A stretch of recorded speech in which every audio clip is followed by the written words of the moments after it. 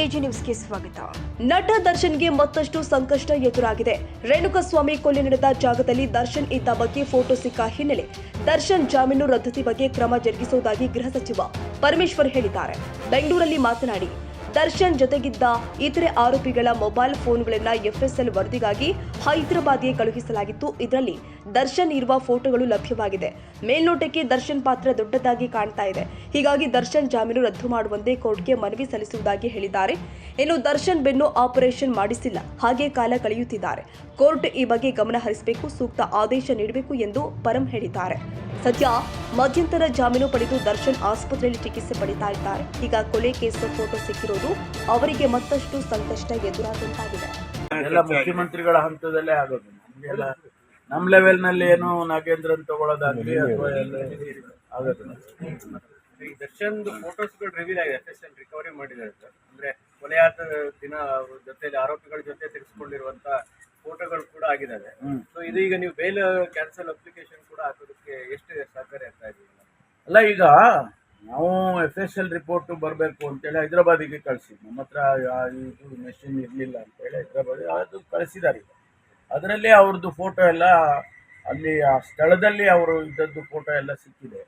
ಅದ್ಯಾರೋ ಅವ್ರ ಜೊತೆಲಿ ಇದ್ದವ್ರನ್ನು ವಿಡಿಯೋ ಮಾಡ್ಕೊಂಡಿದ್ದು ಅದೆಲ್ಲ ಈಗ ಪ್ರೊಡ್ಯೂಸ್ ಮಾಡಿ ಬೇಲು ಕ್ಯಾನ್ಸಲ್ ಮಾಡಿಸ್ಬೇಕು, ಮತ್ತು ಮುಂದೆ ಏನು ಕ್ರಮ ತಗೋಬೇಕು ಅದು ತಗೋಬೇಕು ಅಂತ ಮುಂದಿನ ಇದರಲ್ಲಿ ಇನ್ವೆಸ್ಟಿಗೇಷನ್ಸ್ ನಾವು ಮಾಡ್ತಾರೆ.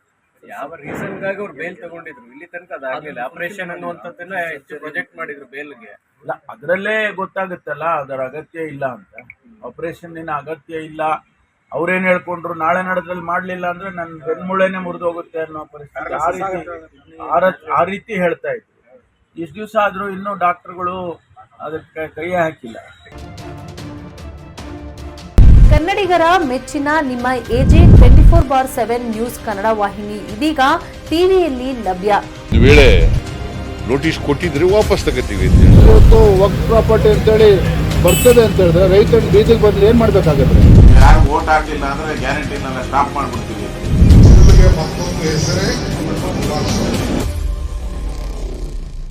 ಕರ್ನಾಟಕ ಮತ್ತು ದೇಶ ವಿದೇಶ 360 ಡಿಗ್ರಿ ಸುದ್ದಿ ಹಾಗೂ ಉತ್ತರ ಕರ್ನಾಟಕ, ಬೆಳಗಾವಿ, ಬಾಗಲಕೋಟೆ, ಧಾರವಾಡ, ಹಾವೇರಿ, ಗದಗ, ಬಿಜಾಪುರ ಜಿಲ್ಲೆಯ ಕ್ಷಣ ಕ್ಷಣದ ವಿವರವನ್ನ ಪಡೆಯುವುದಕ್ಕೆ ಎಜೆ 24/7 ನ್ಯೂಸ್ ಕನ್ನಡ ವಾಹಿನಿಯನ್ನ ಲೈಕ್ ಮಾಡಿ, ವಿಡಿಯೋಗಳನ್ನ ಶೇರ್ ಮಾಡಿ, ಕಮೆಂಟ್ ಮಾಡುವ ಮೂಲಕ ನಮ್ಮ ವಾಹಿನಿಗೆ ಸಹಕಾರ ನೀಡಿ ಮತ್ತು ಚಾನೆಲ್ ಅನ್ನ ಸಬ್ಸ್ಕ್ರೈಬ್ ಮಾಡಿ. ಧನ್ಯವಾದಗಳು.